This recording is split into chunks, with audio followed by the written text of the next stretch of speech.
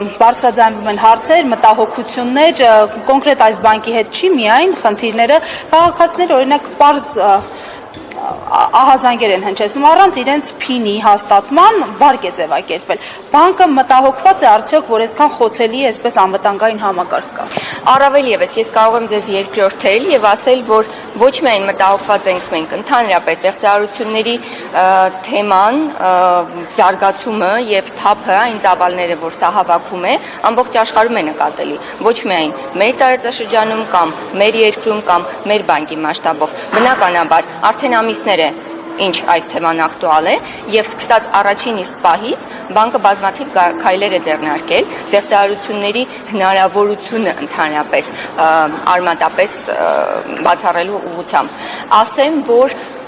դեռևս մինչ ստեղծարարությունների սկսվելն էլ, ինչպես եւ կարգն է, բանկում ներդրված է եղել երկքայլ նույնականացման համակարգ, որը ինքնին բացառում է որևէ ստեղծարարություն։ Այսինքն տեխնիկապես հնարավոր չի իրականացնել ստեղծարարություն, եթե հաճախորդը, ասում եմ, եթե հաճախորդը չի տրամադրում իր անձնական տվյալները, որոնք են քարտի համարը կամ հաշվի համարը, քարտի վրայի թվերը, եռանիշ անվտանգության կոդը, որը քարտի հետևում է գրվում։ Այստեղ քաղաքացիներ կան, որոնք պնդում են, որ իրենք չեն տրամադրել եւ օրինակ հենց ներսում գտնվող ավանդից վարկ է ձևակերպվել։ Ասեմ, մինչ այսօր եղած բոլոր դեպքերը հատիկ առ հատիկ քննվել են բանկի անվտանգության համակարգի վերահսկողության կողմից եւ ամեն անգամ պարզվել է, որ այնուամենայնիվ հաճախորդը ինքն է տրամադրել տվյալները։ Այս կամ այն ուղղակի եւ անուղղակի ձևով, հասկանում եք, լինկեր են գալիս, հղումներ են գալիս տարբեր հասցեներից, որոնք որ դժվար է իրականում առաջին հայացքից անմիջապես իդենտիֆիկացնել, որ իրականը չի։ Օրինակ, պետք է մասնագետ լինել, որ մասնագետ չէ, պարզապես պետք է ուշադիր լինել։ Անկամ եթե դուք ուշադիր չեք, եկել է հղումը, լրացնում եք ձեր տվյալները, մեկ անգամ պետք է հարց տալ, արդյոք պետք է իմ քարտի հետևի եռանիշ թիվը այստեղ լրացնել։ Եթե ես եմ օրինակ կատարում, եթե ինձ են օրինակ կատարում փոխանցում կամ դեպքերը տարբեր կարող են լինել։ Բայց նույնիսկ այդ դեպքերի համար էլի բանկում երրորդ շերտ անվտանգության համակարգն է այսօր տեղադրված, որը ենթադրում է ոչ թե երկքայլ նույնականացում, այլ եռաքայլ նույնական։ Արդեն մի քանի ամիս է ինչ ներմուծվել է, եւ ես կարող եմ վստահաբար ասել, որ այդ երրորդ եռաշերտից հետո որևէ ստեղծարարության դեպք Առաջին բանկում չի եղել։